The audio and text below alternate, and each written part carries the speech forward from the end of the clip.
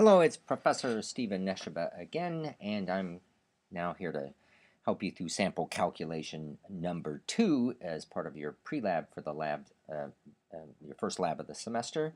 This sample calculation number 2 says if, for example, we measured in your test tube that the pressure was increasing at a rate of 0.01 atmospheres per second, then what's the reaction rate?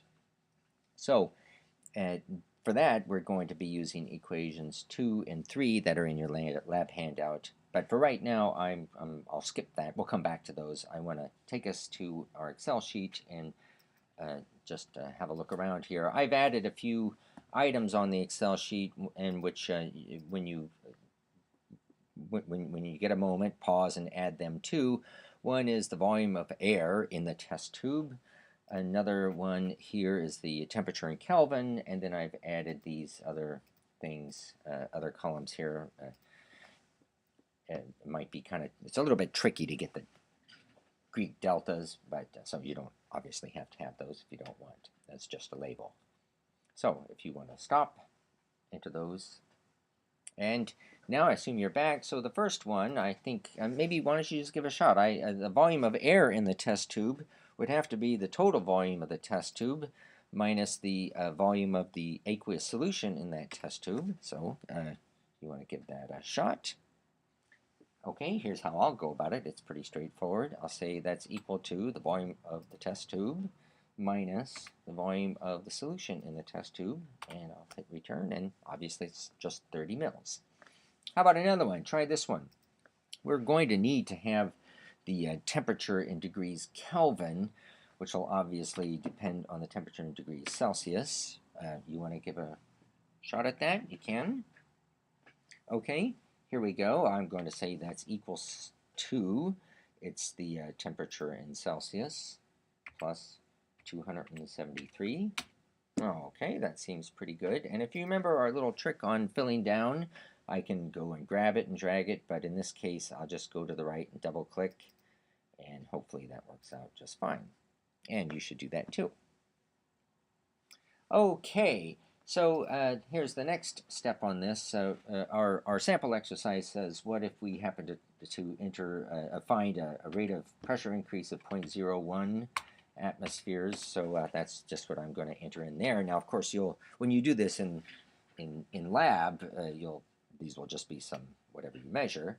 Now I need to convert it to this rate of change in the H2O2, and for that I need to go back to our lab handout, and that's equation 3 there. It says if I know how fast the pressure is increasing, I multiply it by -2, the ratio of volumes of air to the solution, and also divide by RT.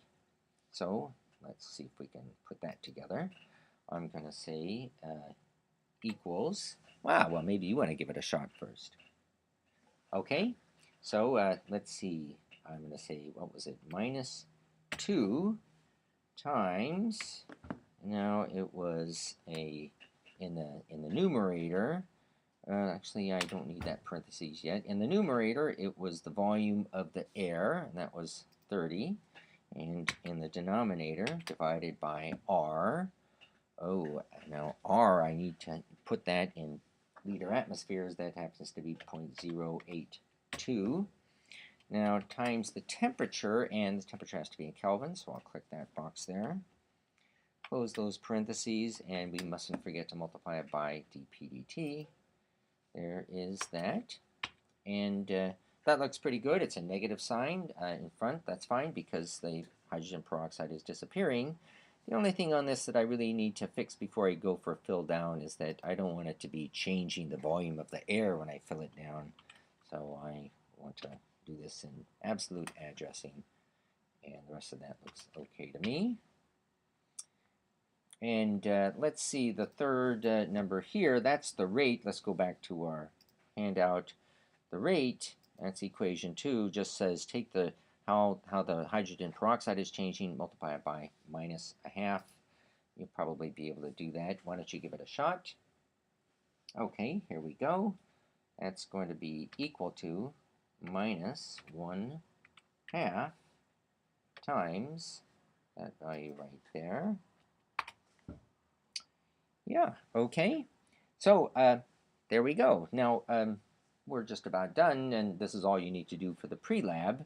But I hope it's obvious that as you go, if you had this Excel sheet in lab with you on your laptop, then you would type in different observed values for the second and third and whatever trials for the how fast the pressure is changing over time, and then you would just be able to fill these down.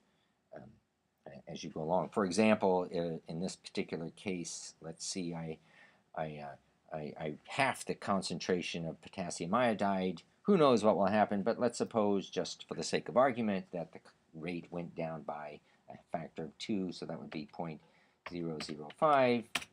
Okay, and then I would take this and fill that down. And there we go.